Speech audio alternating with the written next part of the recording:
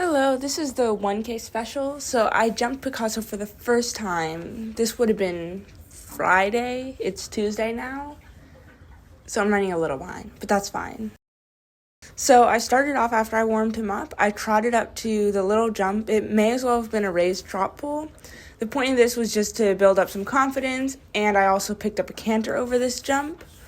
And he did really well. So I just did that for a couple times because you can see he tried to drift a little bit when he came up to it. But by the end, we were cantering up to it, and he did great. So then I went ahead and went the other way. And I, again, just trotted the jump. And you'll see to the left, he has a lot less confidence. He wasn't going to the jump. He was trying to get out of it. But we did canter the jump, and he did pretty well.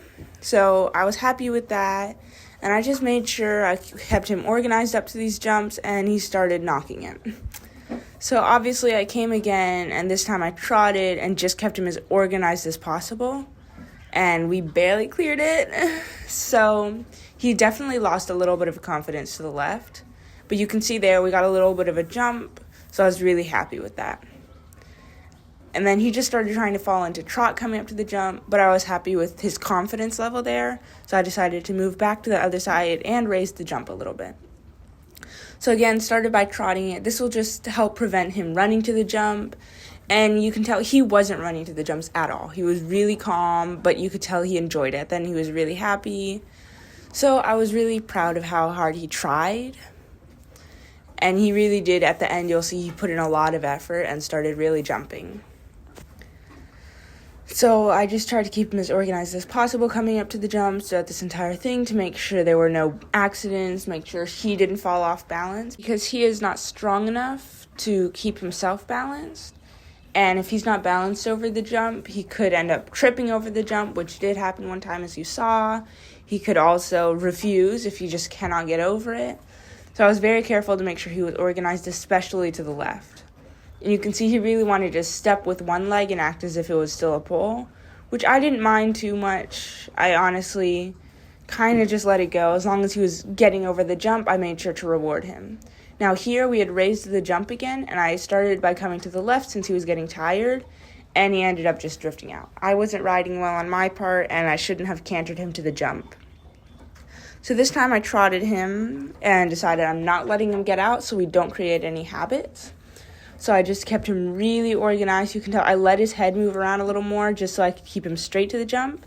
And he drifted, but made it over the jump. So I came to that jump a couple more times just to make sure everything was organized. And he started even cantering up to the jump, but he was still doing this little over jump thing. That just had to do with he wasn't prepared for it, so he couldn't do a proper jump. And I did not mind that at all. I just minded that he was coming up to it straight, and he was, and you can tell at the end he really started gaining some confidence over these jumps. So it was actually a really good confidence-building exercise for him, because he does tend to have more confidence when he's being led than when he's being ridden. So it's just really good for him to experience things for the first time while under saddle. So this time I learned my lesson, and I trotted the jump, and this is to the right now where he just has a lot more confidence. So you'll see at the end we actually get a really nice jump out of him.